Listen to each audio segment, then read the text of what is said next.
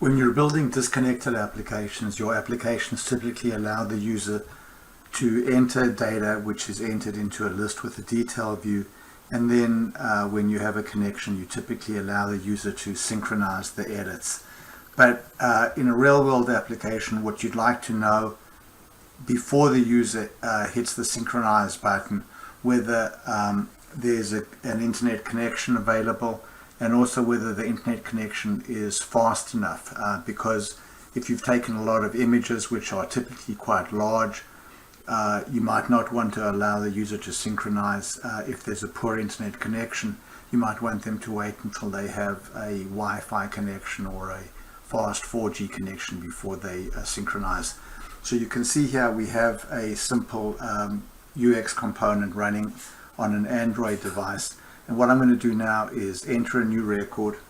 So I'll go ahead there and click the add record button, and then I'll just go there and type in some value. I'll just type in, say, test value.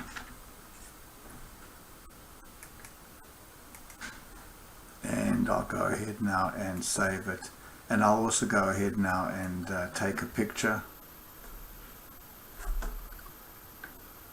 So we'll just go ahead there and take a picture.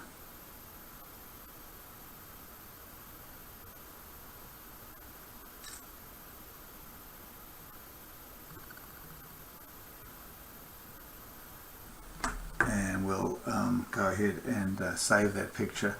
And now what we're going to do, oops. So we've saved the picture. Now what we're going to do is we're going to synchronize. But before we do the synchronize, we'd like to check if the server is available. So I'm going to go ahead now and actually turn the alpha server off right there, and then go back to the mobile device, and I'm going to go ahead now and press the synchronize button.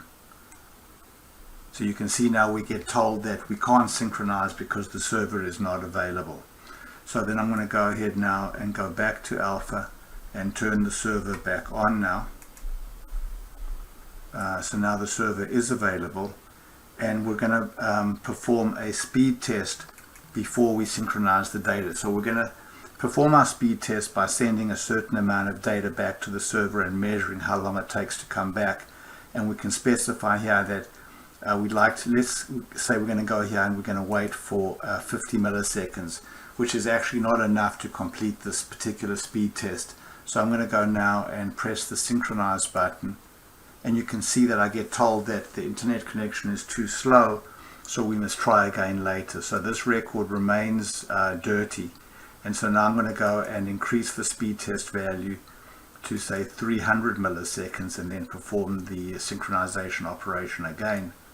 And you can see now that basically the data gets successfully synchronized because we passed both tests, the server is available test and also the speed test. So let's go take a look now at how that was set up. So you can see here is the button that does the synchronization, and if we look at the code in that button, we can see that here is our code that does the synchronization. We do our save list edits, and then we pass in an object into this function, and the object here that we pass in specifies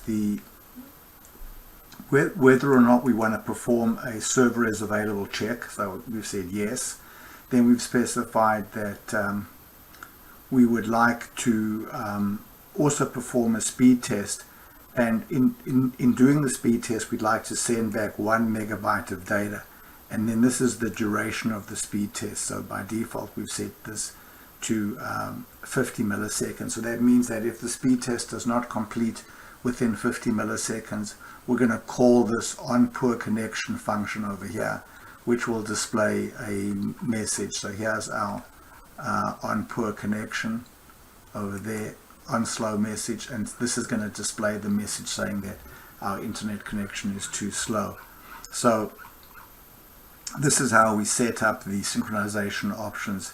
If we did not want to do the server check, we would set that to false. If we didn't want to do the speed test, we would set that there to false. And then here are our various handlers for things that can go wrong, like the server not being available, the internet connection not being available, or simply the Ajax callback failed.